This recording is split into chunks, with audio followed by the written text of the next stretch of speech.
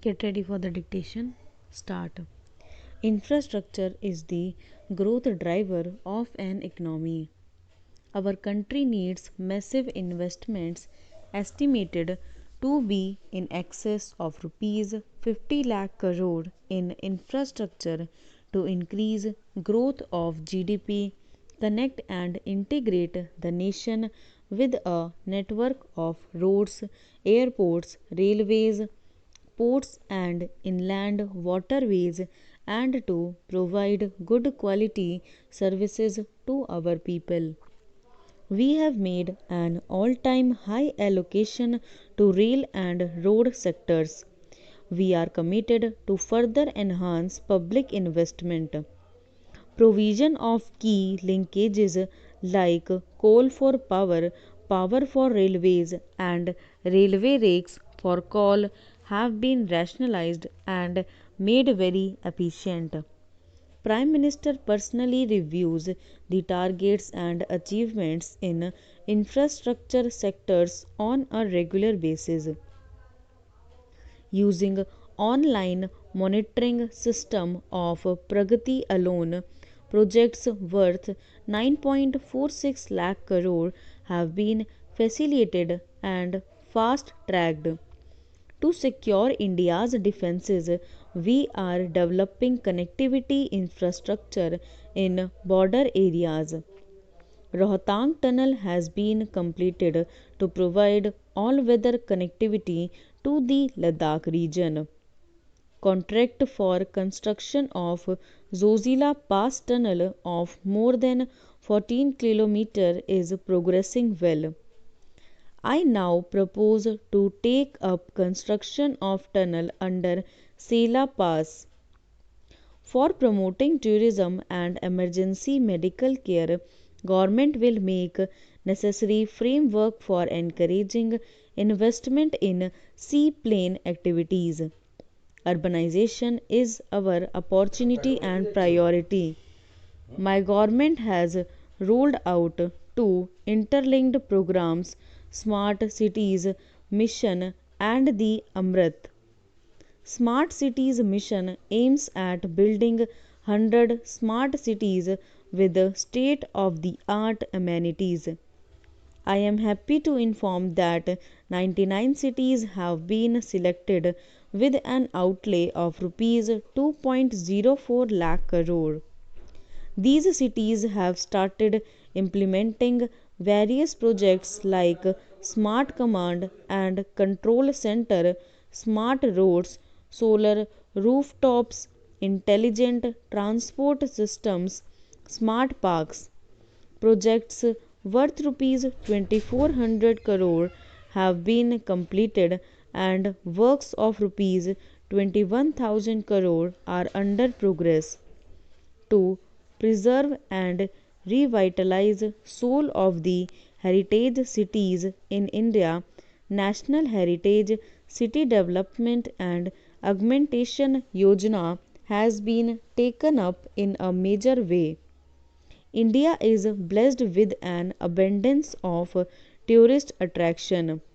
It is proposed to develop 10 prominent tourist sites into iconic tourism destinations by following a holistic approach involving infrastructure and skill development, development of technology, attracting private investment, branding, and marketing. In addition, tourist amenities at 100 Adarsh monuments of the Archaeological Survey of India will be upgraded to enhance visitor experience. This is in line to upgrade our infrastructure for tourism in our country, which will enable more and more tourists to come. The Amrit program focuses on providing water supply to all households in 500 cities. State level plans of rupees 77,000 crore for 500 cities have been approved. Water supply contracts for 500 projects worth rupees 20,000 crore and sewerage work contract for 272 projects costing rupees 12,500 crore has been awarded. Reforms are being taken by these missions. 482 cities have started credit rating. 144 cities have got investment grade rating. My ministry will leverage the India Infrastructure Finance Corporation Limited to help finance major infrastructure projects including investments in educational and health infrastructure on strategic and larger societal benefit considerations. Our government has scaled new heights in development of road infrastructure sector. We are confident to complete national highways exceeding 9,000 kilometers length during 2017-18. Ambitious Bharatmala Pariyojana has been approved for providing seamless connectivity of interior and backward areas and borders of the country to develop about 35,000 kilometers in phase 1 at an estimated cost of rupees 5,35,000 crore. To raise equity from the market for its mature road assets, NHAI will consider organizing its road assets into special purpose vehicles and use innovative monetizing structures like toll, operate and transfer and infrastructure investment funds. Strengthening the railway network and enhancing railways carrying capacity has been a major focus of the government. Railways capex for the year 2018-19 has been pegged at rupees 1,50,000 crore.